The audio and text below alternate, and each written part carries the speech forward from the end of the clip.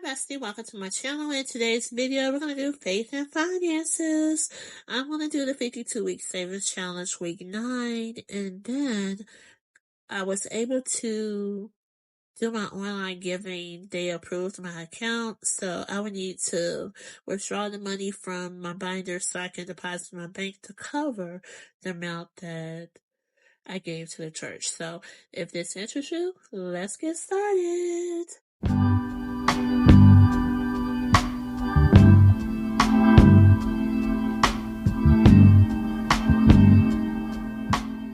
Hi bestie, welcome to my channel. This is the $9 here that will go towards my 52-week savings challenge this week. Hopefully all is well with you and yours. If you're new to my channel, welcome. So glad that you're here with me today. My name is Karen. And I'm just so excited that you're here. And if you've been here before, welcome back.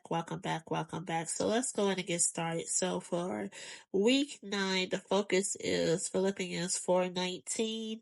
And I did take some notes. I'm not sure if you want me to share the notes. I'm not sure full detail into my notes. I'll do like a summary of what I've learned from studying and deep diving into Philippians 4:19. So let's go ahead so I can jot this down in my tracker here. This is the 52-week scripture-based challenge. And for week 9, as I told you, it's Philippians 4:19. God will supply all my needs.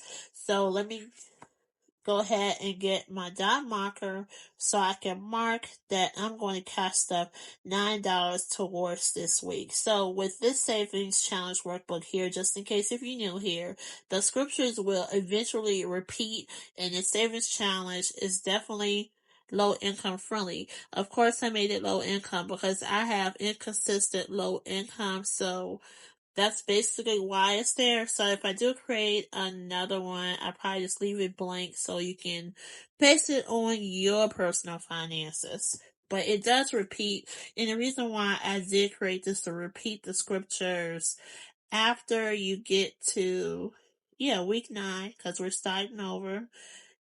Because you want to deep dive in making sure that you're applying it to your finances, with your budgeting, your cash stuff, and in your life period. Alright, so I updated my tracker with the $9 that I need to cash stuff for this week. And then I did end up contacting the church to find out if my online giving account has been approved, and it was approved. And I was able to finally give the money that I have allocated towards the church, because it's been sitting in my binder because I've been waiting for them to get everything straight so I can do the online giving. So I would need to take the $53 out of my cash envelope binder so I can deposit, because I already did my online giving during the week, and I'll try to share a screenshot so you can see that I did give. Okay, so now that I've taken the $53 out, that will leave my remaining balance right now as $68 for my faith and finances saving challenges that I started to work on. Alright, so now let's go ahead and take the money out. So I would keep $3 of the $9 that I placed in the cash envelope so I can have the $53 to deposit into my bank account to cover the amount that I've already given the church. So hopefully all is well with you and yours. Let me know with an emoji how are you doing today. Right now I slightly have a migraine right now, and I'm tired and I'm exhausted. Even though all of that, I am totally blessed and I'm thankful because my needs are provided, and there's no need for me to complain, It is what it is. I need to eat. That's one of the things I haven't ate. I've been going through all those different storage bins And then some people wanted pictures, so I had to take some pictures of things. I had to go back through the bins. And then I have to prep because this is the week that I have my granddaughter. So just doing a whole lot of things for a little bit of time. Alright, so this is the money that I need to deposit into my bank to cover what I gave to the church. Alright, so this video will be kind of short. As I said, I do have migraines today because I do need to eat, but I wanted to get this done. So, and I'm not sure if I'm gonna go over all of my notes that I've taken on Philippians 4:19. And I might show it to you. Not sure if I'm gonna discuss it, but I do have a few key takeaways that I've gotten from this particular scripture and applying it to budgeting and cash stuffing. And I'll try to focus on the key points. So right here, I did jot down the major takeaways that I got. God will supply my needs. God is the source. Needs comes first. Stewardship leads to growth. Faith over fear and finances. Generosity unlocks blessing. And overall, this verse is a financial mindset. All right. All right. Let's see which notes I should go to. I have so many notes, guys. Let's see which ones. All right, this one right here. God will supply all my needs, faith and finances, with budgeting and cash stuffing. God is the source, not the paycheck. My job is just that. God is the provider. Yes, He is Jehovah Jireh.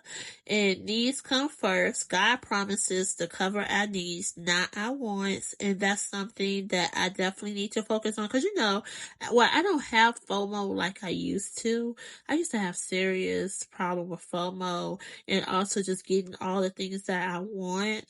But it's a time, I'm in a period or an era right now where those things are just not my major focus right now. And then I just want to focus on generosity unlocks the blessing. A giving cash envelope keeps me aligned with God promises. So that's something I did and create in my cash wallet. Even small amounts can bless others. And that's a good focus right there because it definitely does. And our cash stuffing does have a purpose, It really does. And when I was just deep diving into these scriptures and just applying it to our finances, it's our cash stuffing. We're just being disciplined with our money that we have. And that's essential because when I think back to when I wasn't doing the cash stuffing, I wasn't as disciplined with my finances. I really wasn't. So I can tell the difference. And even though in the past I didn't see the purpose of the cash stuffing, but now I totally understand it. So based on this scripture, I decided to create some October intentions for myself.